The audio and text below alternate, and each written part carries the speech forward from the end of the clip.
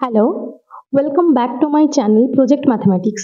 আজকে আমরা করব ক্লাস 9 এর বৃত্তের ক্ষেত্রফল চ্যাপ্টার, পাতা নম্বর হচ্ছে 261 এর 26 এর দাগের যে এমসিকিউ গুলো রয়েছে আর 27 এর সংক্ষিপ্ত উত্তর ভিত্তিক প্রশ্ন, এই অঙ্কগুলো আজকে করব। এর আগের ভিডিওতে 1 থেকে 25 পর্যন্ত সমস্ত অঙ্ক করা রয়েছে। যারা এখনো ভিডিওগুলো দেখোনি তারা প্লেলিস্টে গিয়ে ভিডিওগুলো দেখে নাও। খুব সহজভাবে অঙ্কগুলো বুঝিয়ে করানো রয়েছে, আশা করছি তোমাদের কোনো রকম অসুবিধে হবে না। তো এবার আমরা করব 26 এর একের অঙ্কটা। তো কি রয়েছে দেখো, একটি বৃত্তাকার ক্ষেত্রের ক্ষেত্রফল x বর্গ একক, পরিধি y একক ও ব্যাসের দৈর্ঘ্য z একক হলে x বাই yz এর মান কত? অর্থাৎ কিনা বৃত্তটার একটা বৃত্ত, তার ক্ষেত্রফল দেওয়া রয়েছে, পরিধি দেওয়া রয়েছে আর ব্যাসের দৈর্ঘ্য দেওয়া রয়েছে, সেখান থেকে আমরা x বাই yz এর মান বার করব। দেখো প্রথমে আমরা কি করে নেব, বৃত্তটার যেহেতু এখানে ব্যাসার্ধ দেওয়া নেই, সেই ব্যাসার্ধটা ধরে নিই। যে ধরি বৃত্তাকার ক্ষেত্রটির ব্যাসার্ধ সমান r একক।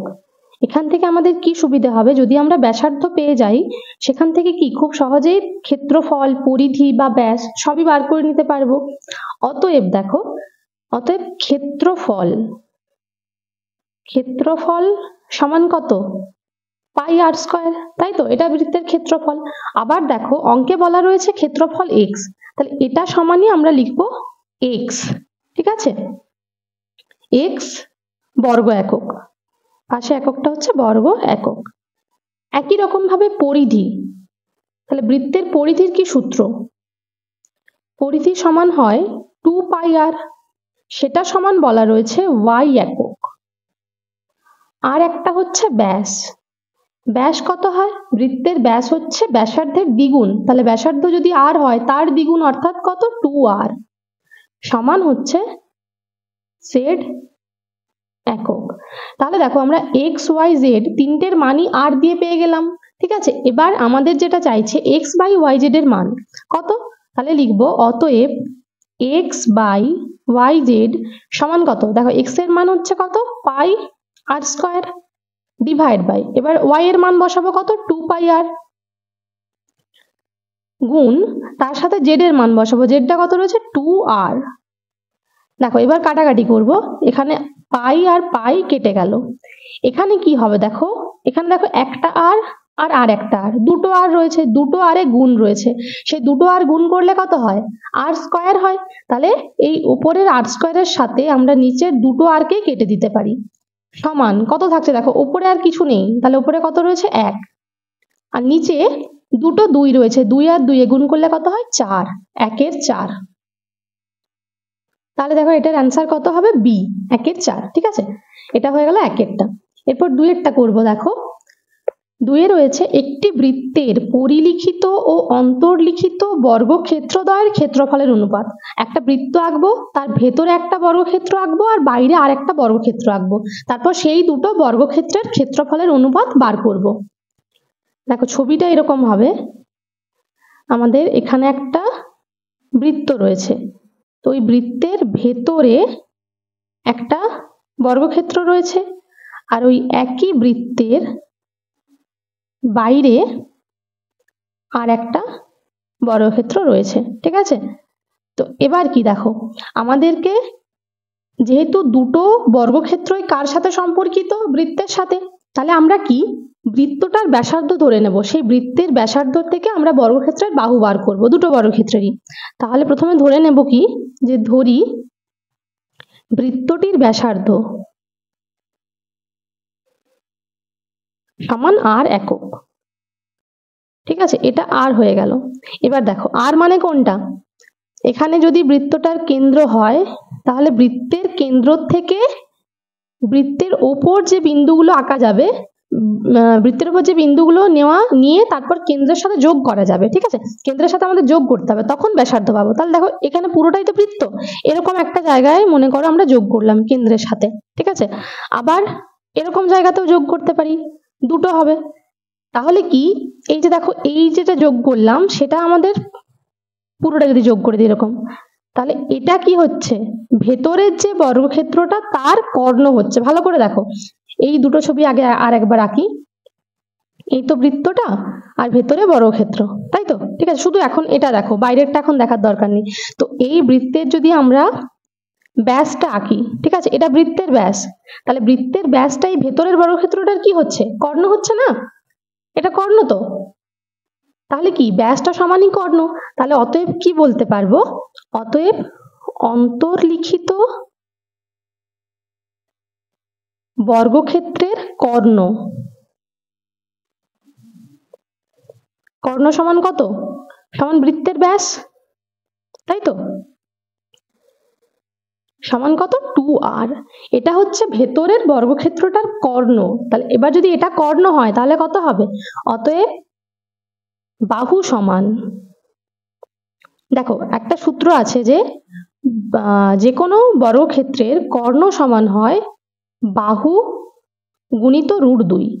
অর্থাৎ কি, বাহুর সাথে যদি আমরা √2 গুণ করি তাহলে পাবো কি? কর্ণ। ঠিক আছে, বাহুর সাথে √2 গুণ করলে।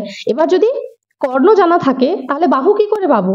তাহলে তখন কি হয়, √2টা এদিকে কর্ণের থেকে ভাগ হয়ে যাবে, এদিকে গুণ আছে, ওইটা যখন এইখানে আসবে এইদিকে তখন কি হবে? নিচে √2 হয়ে যাবে, তাই তো? তখন বাহু পাবো। তাহলে এখানে কত হবে? 2r/√2 একক। এটা হয়ে গেল অন্তর্লিখিত বর্গক্ষেত্রটার বাহু। তাহলে এবার যেহেতু বাহু পেয়ে গেছি, তাহলে এখান থেকে কি পাবো? ক্ষেত্রফল পেয়ে যাব। অতএব ক্ষেত্রফল সমান কত? বর্গক্ষেত্রের ক্ষেত্রফলের সূত্র হচ্ছে বাহুর স্কয়ার। তাহলে বাহুর মানটা 2r/√2, তার স্কয়ার, পাশে একক হচ্ছে বর্গ একক, সমান কত? দেখো 2r/2r এর হোল স্কয়ার, তাহলে 2r গুণিত 2r লিখে দিলাম উপরটাতে, আর নিচটাতে হচ্ছে √2 গুণ। এবার √2 এ কত হয়? 2 হয়, তাহলে দুটো √2, একটা 2 কেটে গেল, বর্গ একক, সমান দেখো 2r² বর্গ একক। এটা হয়ে গেল আমাদের যেটা অন্তর্লিখিত বর্গক্ষেত্র ছিল তার ক্ষেত্রফল। এবার পরিলিখিতর জন্য কি করব দেখো, এই যে বর্গক্ষেত্র, তার ভেতরে বৃত্তটা, তাই তো? এবার এর কি, এটা খুব সোজা, এখানে শুধুমাত্র বৃত্তটার যেটা ব্যাস সেটাই হয় বর্গক্ষেত্রের বাহু। তাহলে পরিলিখিত বর্গক্ষেত্রের আর কর্ণ দরকার নেই, এখানে আমাদের পরিলিখিত বর্গক্ষেত্রের বাহু আমরা একেবারে পেয়ে যাব। ছবিটা খুব ভালো করে দেখো, এখানে ছবিগুলো কিন্তু খুব গুরুত্বপূর্ণ, ছবি বুঝতে না পারলে অঙ্ক বুঝতে পারবে না। এখানে ছবিতে কি রয়েছে, এটা বৃত্তটা তো ব্যাস, সেটা বুঝতে পারছো, আর এই ব্যাসটাই দেখো বর্গক্ষেত্রটার বাহুটার সাথে সমান হচ্ছে, এদিকের বাহু এদিকের বাহু দুটোর সাথে সমান হচ্ছে, তাহলে বর্গক্ষেত্রের বাহু সমানই কি লিখতে পারবো? বৃত্তের ব্যাস। আগেরটাতে অন্তর্লিখিত বর্গক্ষেত্রের ক্ষেত্রে কর্ণ সমান বৃত্তের ব্যাস হয়, আর পরিলিখিত হলে বাহু সমান বৃত্তের ব্যাস হবে। তাহলে সমান কত? 2r একক। অতএব ক্ষেত্রফল সমান কত? 2r এর হোল স্কয়ার বর্গ একক, সমান 4r² বর্গ একক। তাহলে দুটো ক্ষেত্রফল হয়ে গেল। এবার অনুপাত চাইছে, তাই তো? পরিলিখিত অন্তর্লিখিত বর্গক্ষেত্রদ্বয়ের ক্ষেত্রফলের অনুপাত। এখানে দেখো অঙ্কে কিন্তু পরিলিখিতটা প্রথমে রয়েছে, আমরা পরে বার করেছি, কিন্তু যখন অনুপাত করব তখন কিন্তু আগে পরিলিখিত করব, তারপর অন্তর্লিখিত। তোমরা চাইলে এই জায়গাটা অন্তর্লিখিতর আগেও করতে পারো, ঠিক আছে? অতএব নির্ণেয় অনুপাত সমান, নির্ণেয় অনুপাত কত হবে? আগে কিন্তু পরিলিখিতটার লিখতে হবে, এটা মনে রাখবে। 4r²:2r², যেটা আমাদের আগে বলবে অনুপাতের ক্ষেত্রে। যদি অন্তর্লিখিত আগে বলতো, অন্তর্লিখিত পরিলিখিত, তখন 2r² আগে লিখতাম। দেখো সমান হয়ে গেল 4:2। কি হচ্ছে? r² বাদ চলে গেল। এবার 4 আর 2 দুটোকেই কত দিয়ে ভাগ করা যায়? 2 দিয়ে। 2 2 4 আর 2 1 2, তাহলে হয়ে গেল 2:1। দেখো এই যে সি এর অপশনটা রয়েছে দুয়েরটাতে, সি 2:1, ঠিক আছে? তাহলে এটা হয়ে গেল সি এরটা। এরপর দেখো 3এরটাতে কি রয়েছে, একটি বৃত্তাকার ক্ষেত্রের পরিধি ও ক্ষেত্রফলের সংখ্যমান সমান। বৃত্তের পরিধি আর ক্ষেত্রফল অর্থাৎ 2πr আর πr² দুটো সমান ওই বৃত্তের পরিলিখিত বর্গক্ষেত্রের কর্ণের দৈর্ঘ্য। খুব সোজা দেখো এটা। তাহলে দেখো যেহেতু পরিধি আর ক্ষেত্রফল সমান, তো দুটোর জন্য আমাদের ব্যাসার্ধ দরকার। তাহলে প্রথমে ব্যাসার্ধটা ধরে নেব, যে ধরি বৃত্তাকার ক্ষেত্রটির ব্যাসার্ধ সমান r একক। ব্যাসার্ধ r একক হলে কি হবে, সেখান থেকে আমরা পরিধি আর ক্ষেত্রফল বার করে নিতে পারবো। তাহলে অতএব প্রথমে রয়েছে পরিধি, অতএব পরিধি সমান কত? সমান 2 পাই আর একক। আর ক্ষেত্রফল সমান কত হবে দেখো, ক্ষেত্রফল হচ্ছে কত, পাই আর স্কয়ার বর্গ একক। ঠিক আছে, এবার দেখো দুটো সাংখ্যমান সমান, তাহলে শর্তানুসারে কি লিখতে পারবো, এই দুটো সমান লিখবো শর্তানুসারে, পাই আর স্কয়ার সমান 2 পাই আর। বা এবার দেখো দুদিক থেকে আমাদের বাদ দিতে হবে কত কত, এখানে পাই আর পাই বাদ চলে গেল, আর এখানে দেখো এদিকে একটা আর আছে, এদিকে দুটো আর আছে, তাহলে কাটাকাটি হয়ে গেলে কি এদিকে একটা আর থাকবে, বা আর সমান হয়ে গেল 2। ঠিক আছে, এটার মান পেয়ে গেলাম ক্ষেত্রফল। এবার বলছে ওই যে বৃত্তটা, এই বৃত্তটার পরিলিখিত যে বর্গক্ষেত্র তার কর্ণের দৈর্ঘ্য। তাহলে পরিলিখিত বর্গক্ষেত্রের সাথে কি সম্পর্ক, এটা যদি পরিলিখিত একটা বর্গক্ষেত্র হয় তার সাথে বৃত্তের কি সম্পর্ক, বৃত্তটা যেটা ব্যাস সেটাই হবে সেই বর্গক্ষেত্রের বাহু। তাহলে বাহু পেয়ে গেলে কর্ণ তো কোনো অসুবিধা হবে না। ঠিক আছে, তাহলে যেহেতু আমরা ব্যাসার্ধ পেয়ে গেছি, অতএব পরিলিখিত বর্গক্ষেত্রের কি পাবো, বাহু। পরিলিখিত বর্গক্ষেত্রের বাহু সমান কত হবে দেখো, বাহুটা হচ্ছে এই যে বর্গক্ষেত্র তার বাহু কত, বৃত্তটা যেটা ব্যাস সমান বৃত্তের ব্যাস। এত তোমাদের না লিখলেও চলবে, বৃত্তের ব্যাস তোমরা একেবারে লিখে দিতে পারো 2 গুণিত 2, অর্থাৎ কত, 4 একক। এটা হয়ে গেল বর্গক্ষেত্রের বাহু। অতএব কর্ণ সমান কত, কর্ণ কি হয়, কর্ণের সূত্র কি বললাম, বাহু √2, বাহুর সাথে √2 গুণ করলে কর্ণ পাওয়া যায়। ব্যাস দেখো 4√2 একক। দেখো অপশন কত রয়েছে, সি। ঠিক আছে, 3এরটা হচ্ছে সি, 4√2 একক। এরপর 4এরটা কি রয়েছে দেখো, একটি সমবাহু ত্রিভুজের পরিলিখিত ও অন্তর্লিখিত বৃত্তাকার ক্ষেত্রের ক্ষেত্রফলের অনুপাত। ঠিক আছে, একটা সমবাহু ত্রিভুজ আছে, তার একটা পরিলিখিত বৃত্ত আছে, একটা অন্তর্লিখিত বৃত্ত আছে, দুটোর ক্ষেত্রফলের অনুপাত বার করব।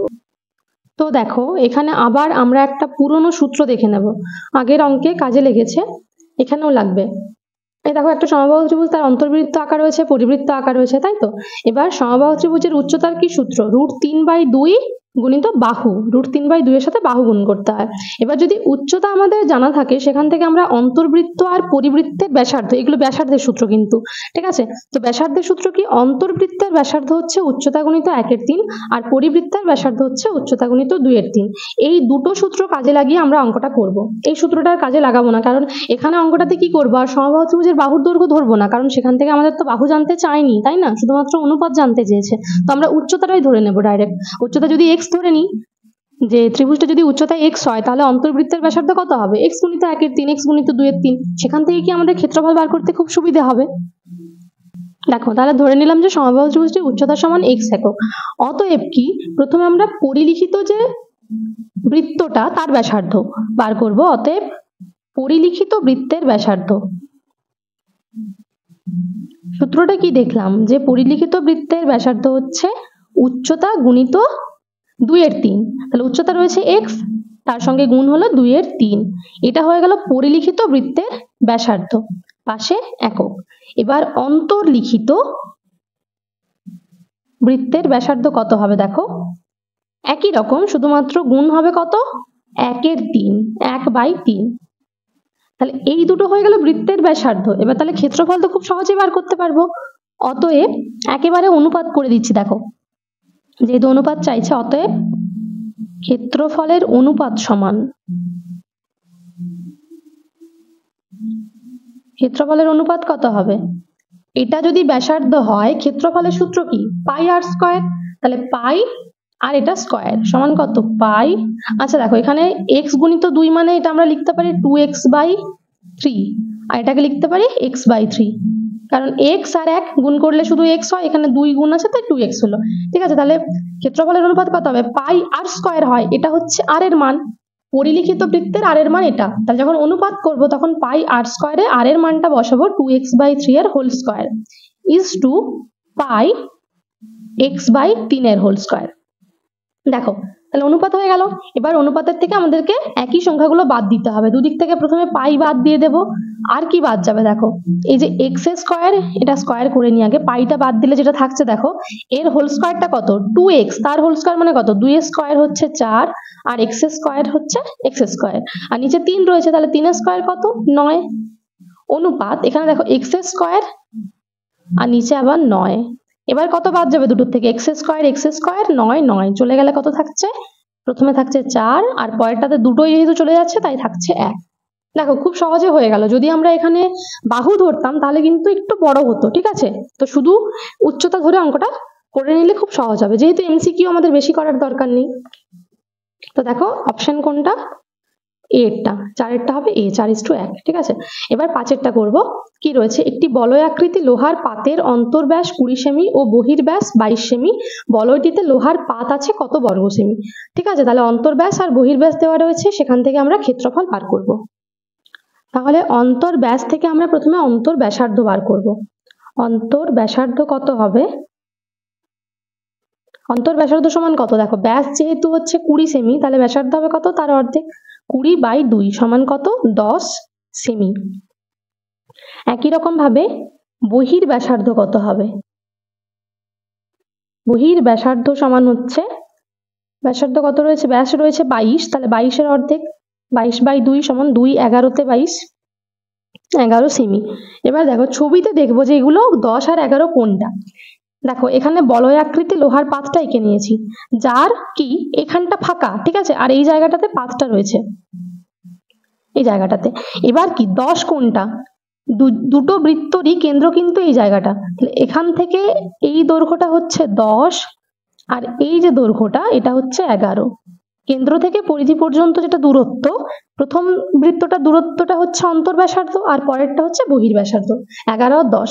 এবার কি করব, দেখো আমাদের যেহেতু জানতে চাইছে এই পাতটার ক্ষেত্রফল, তাহলে আমরা কি করব, প্রথমে এই পুরো জায়গাটার ক্ষেত্রফল বার করে নেব, পুরোটা বার করে তারপর যদি তার থেকে ভেতরটা বাদ দিয়ে দিই তাহলে এই ফাঁকা জায়গাটা পড়ে থাকছে, তাই তো? তাহলে প্রথমে আমরা কি করব, যে যেটা বহির্বৃত্তটা তার ক্ষেত্রফল বার করব।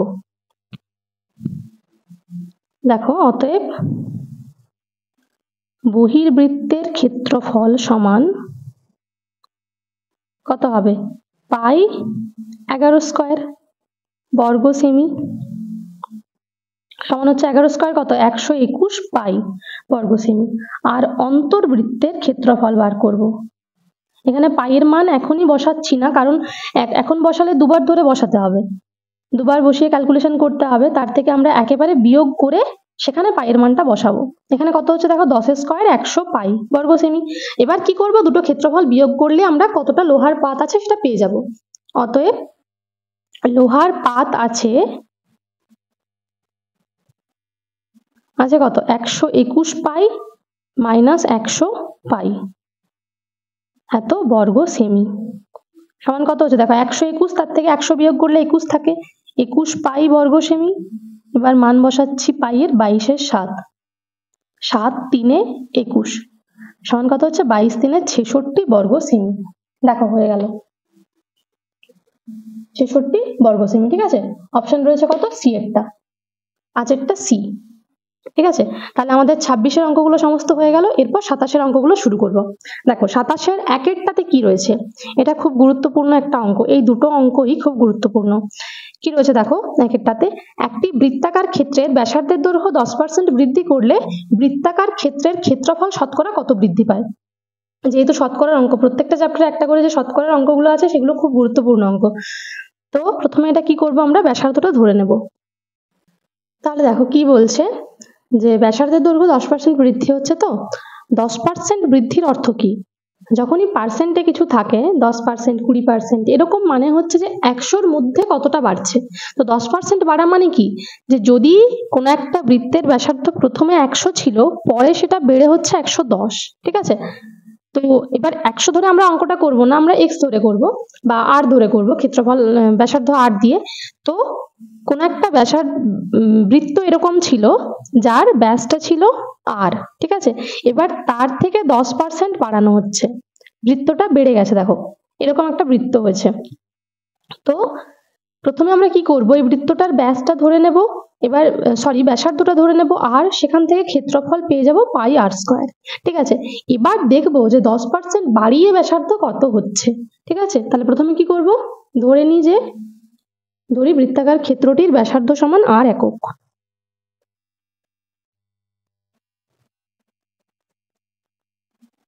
অতএব ক্ষেত্রফল সমান কত হবে, পাই আর স্কোয়ার বর্গ একক, এটা হয়ে গেল ক্ষেত্রফল। ঠিক আছে, এবার দেখবো যে 10% বৃদ্ধি করলে কত হচ্ছে। তাহলে কি, যে ব্যাসার্ধ 10% বৃদ্ধি করলে ব্যাসার্ধ হয়, দেখো এখানটা মনে রাখবে যে কত হচ্ছে। ব্যাসার্ধ হবে কি, যখনই কোনো কিছু পার্সেন্ট বৃদ্ধি পায় বা হ্রাস পায় তখন কি করতে হয়, প্রথমে যে ব্যাসার্ধটা আছে সেটা প্রথমে লিখবো আমরা, তারপরে দেখো যেহেতু 10% বৃদ্ধি হচ্ছে তাহলে 100-র মধ্যে 10 বাড়ছে মানে কত, 110, তাহলে এখানে লিখবো 110/100, এটা হয়ে যাবে আমাদের ব্যাসার্ধ, একেবারে হয়ে যাবে কিন্তু। ঠিক আছে, তো আর গুণিত 10/100, তার সঙ্গে আবার আগেরটা যোগ করব, মানে এমনিতে আমরা কি করি যে যতটা ব্যাসার্ধ আছে সেটা প্লাস যতটা বাড়লো সেটা দুটো যোগ করে আমরা এখনের ব্যাসার্ধটা বার করি, কিন্তু যদি তোমরা এই নিয়মে করো তাহলে প্রথমে একবারেই হয়ে যাবে। ঠিক আছে, তাহলে কাটাকাটি করে নিলাম, দেখো 0 কেটে গেল, তাহলে হচ্ছে 11r/10 একক। এখানটা খুব ভালো করে মনে রাখবে, তো এটা যদি ধরো 10% হ্রাস হতো তখন আমরা এই জায়গাটাতে করতাম 90, বাকি এই দুটো সংখ্যা একই থাকতো, আর 100 এরা একই থাকবে, শুধু এখানে এই জায়গাটা চেঞ্জ হবে। যদি বলতো 20% বৃদ্ধি তখন হতো 120, যদি 20% হ্রাস তখন হতো 80, অর্থাৎ 100 থেকে 20 কম। ঠিক আছে, এবার ব্যাসার্ধ পেয়ে গেছি, অতএব এখন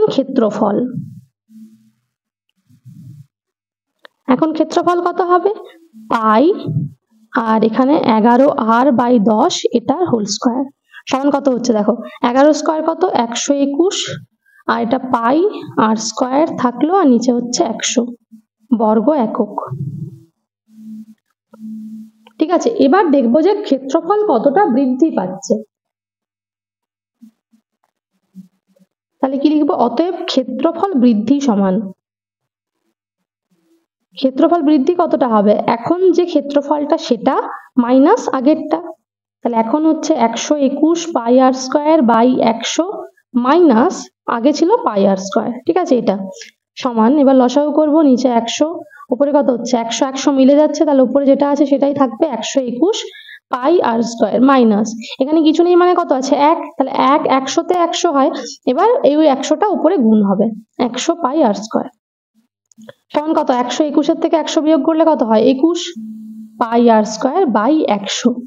এটা হচ্ছে ক্ষেত্রফল বৃদ্ধি, কিন্তু ভালো করে খেয়াল করে দেখো অঙ্কে বলেছে ক্ষেত্রফল শতকরা কত বৃদ্ধি পাবে, যেহেতু শতকরা কথাটা বলা রয়েছে তাহলে কিন্তু আমাদের শুধুমাত্র এইটা অ্যান্সার নয়, এবার শতকরা বৃদ্ধির একটা সূত্র আছে, অতএব লিখবো শতকরা ক্ষেত্রফল বৃদ্ধি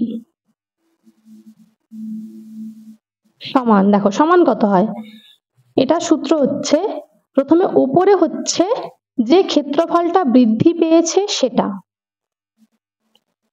নিচে হচ্ছে প্রাথমিক ক্ষেত্রফল অর্থাৎ যেটা প্রথমে ছিল সেটা, তার সাথে গুণ হবে কত, উপরে 100, এই গুণটা আমরা এখানেও লিখতে পারি বা এখানেও লিখতে পারি। ঠিক আছে, এখানে লিখলে কি সুবিধা হবে, এবার আমাদের কাটাকাটি করতে সুবিধা হবে, দেখো এখানে 100 আর 100 কেটে নিতে পারবো, তাহলে সমান কত হচ্ছে 21 pi r square by pi r square, r square কেটে গেল, পাই পাই কেটে গেল, সমান 21। ঠিক আছে, তাহলে শতকরা ক্ষেত্রফল বৃদ্ধি হচ্ছে 21। এখানে আমরা কিন্তু আর কোনো একক দেব না, পার্সেন্টেজের চিহ্ন দেব না, কারণ আমরা এখানে শতকরা লিখেছি। এবার যখন উত্তর লিখব তখন যদি আমরা পার্সেন্ট দিতে চাই তাহলে লিখব ক্ষেত্রফল 21% বৃদ্ধি পাবে, এটা লিখতে পারো, অথবা লিখতে পারো ক্ষেত্রফল শতকরা 21 বৃদ্ধি পাবে। দেখো এরপরে করব 27-এর 2 এর অঙ্কটা, কি রয়েছে, একটি বৃত্তাকার ক্ষেত্রের পরিসীমা 50% হ্রাস করলে বৃত্তাকার ক্ষেত্রের ক্ষেত্রফল শতকরা কত হ্রাস পায়। পরিসীমা কি করছে, 50% হ্রাস করছে, আর তাহলে ক্ষেত্রফল কতটা হ্রাস পাচ্ছে শতকরা সেটা বার করতে হবে। দেখো তাহলে প্রথমে কি করব, প্রথমে আমরা বৃত্তটার ব্যাসার্ধ ধরে নেব, ধরি বৃত্তটির ব্যাসার্ধ সমান r একক। ব্যাসার্ধ যদি r একক হয় তাহলে এবার সেখান থেকে কি করতে হবে, পরিসীমা বার করতে হবে, যেহেতু পরিসীমা 50% হ্রাস পাচ্ছে। অতএব পরিসীমা কি, বৃত্তের পরিসীমা বলা রয়েছে, বা এটাই হচ্ছে পরিধি, পরিসীমা আর পরিধি একই জিনিস, তাহলে সমান হচ্ছে 2 পাই r একক। ঠিক আছে, পরিসীমা তো হয়ে গেল। এবার বলছে এটা 50% হ্রাস পাচ্ছে, তাহলে হ্রাস পেয়ে কত হচ্ছে সেটা আমরা একেবারেই বার করে নিতে পারবো, যে সূত্রটা আগের অঙ্কটাতে বললাম, যে পরিসীমা 50% হ্রাস পেলে পরিসীমা হয়,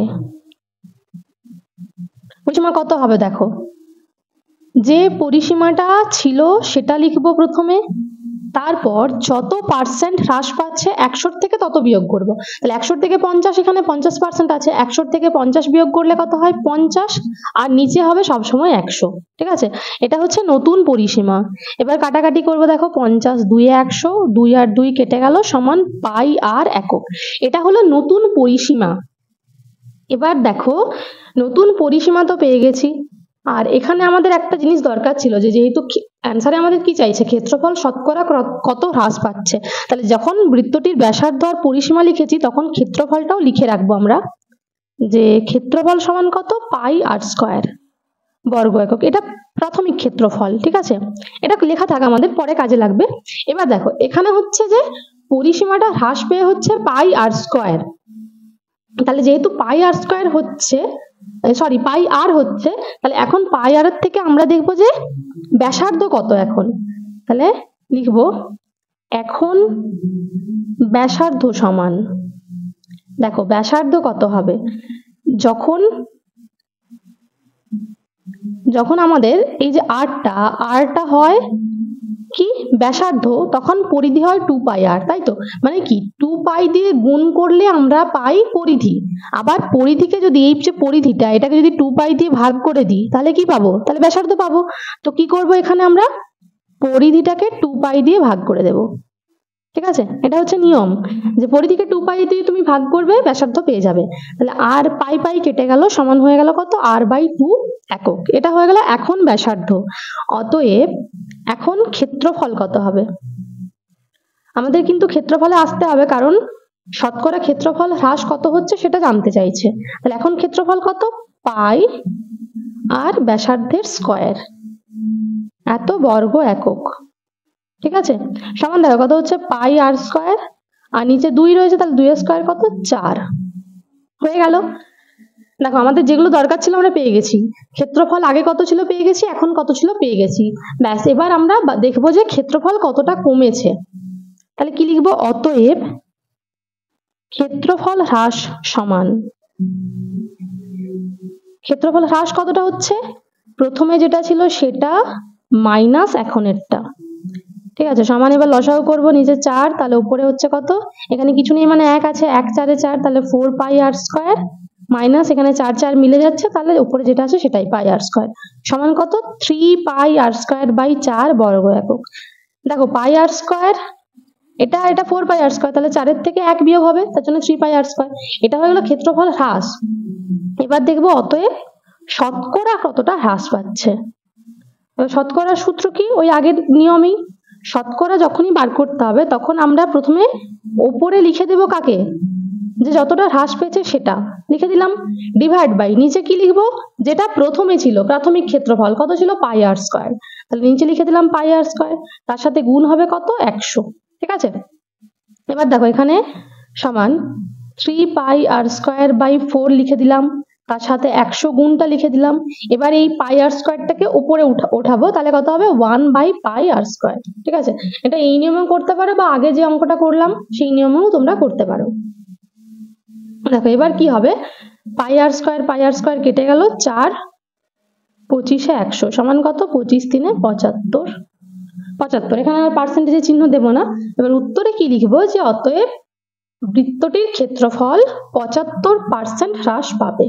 ঠিক আছে, এটাই অ্যান্সার। তাহলে দেখো 2 এর অঙ্কটা হয়ে গেল। ঠিক আছে, 27 এর 1 2 হয়ে গেল, 26 এর অঙ্কগুলো আজকে হয়ে গেল। এর পরের দিন আমরা 27-এর 3, 4, 5 এই 3টে অঙ্ক করব। তো ভিডিওটা তোমাদের ভালো লেগে থাকলে লাইক করবে, কমেন্ট করে জানাবে আর অবশ্যই বন্ধুদের সঙ্গে শেয়ার করবে। আর যদি চ্যানেলে নতুন হও তাহলে প্লিজ চ্যানেলটাকে সাবস্ক্রাইব করে রাখো।